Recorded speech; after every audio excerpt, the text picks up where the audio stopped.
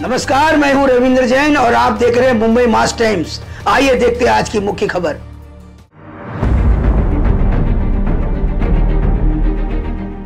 आज माझ्या दौऱ्यामध्ये या लोकांनी अडथळे आणण्याचे प्रयत्न केले। उद्या जर माझं मोहळ उठलं ना, यांना निवडणुकीला एकही सभा पण घेता येणार नाही। यांनी माझ्या वाट्याला जाऊ नये या लोकांनी, कळलं का? मी एकदा मागे म्हटलं होतं की यांच्याकडे प्रस्तावित आहेत, माझ्याकडे विस्थापित आहेत।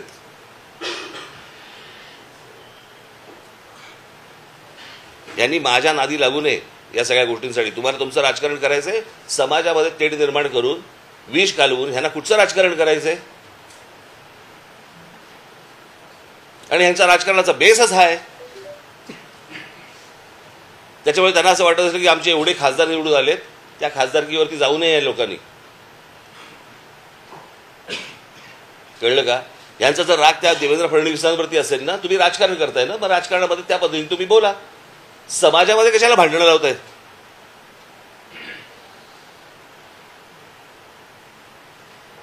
बरं, विषय आरक्षणाचा आहे ना। मला अजूनही आठवते 2003 किंवा 2004-05 वगैरे असेल, आठवत नाही मला। त्यावेळेला पहिल्यांदा मराठा समाजाचा मोर्चा, त्यावेळेला म्हणजे हे ते जे नंतर जे आले ना मोर्चे, ते नंतरचे वेगळे, पण मराठा समाजाला आरक्षण मिळालं पाहिजे याचा पहिला मोर्चा त्यावेळेला इथे आला होता। काय रे तुमचं चालू आहे रे? मुंबईमध्ये आला होता। मला आजही आठवतो, त्याचा फोटो पण तुम्हाला कदाचित माझ्याकडे असेल तो फोटो। व्यासपीठावरती तिथे जिथे मोर्चा अडवला गेला तिथे भाजपचे लोक होते, राष्ट्रवादीचे लोक होते, काँग्रेसचे लोक होते, शिवसेनेचे लोक होते आणि बाकी इतर काही लोक होते। सगळ्यांनी एकमुखांनी तिथे सगळ्यांनी सांगितलं की मराठा समाजाला आरक्षण मिळालं पाहिजे, बरोबर? कोणी अडवलं मग पुढे? अडवलं कोणी पुढे?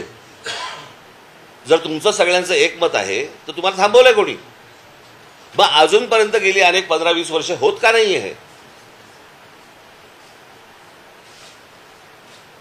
म्हणजे गेली 10 वर्ष केंद्रामध्ये नरेंद्र मोदी पंतप्रधान आहेत ते होते, आता तिसरी टर्म सुरू झाली, पण 10 वर्ष तर होते ना, बहुमतात होते। ज्या नरेंद्र मोदींनी बारामतीमध्ये येऊन सांगितलं होतं की मैं शरद पवार जी की उंगली पकड़ के मैं राजनीति में आया, आठवतं स्टेटमेंट तुम्हाला? आठवतं तुम्हाला? मग त्या शरद पवारांनी मराठा समाजाच्या आरक्षणाबद्दल शब्द का नाही टाकला?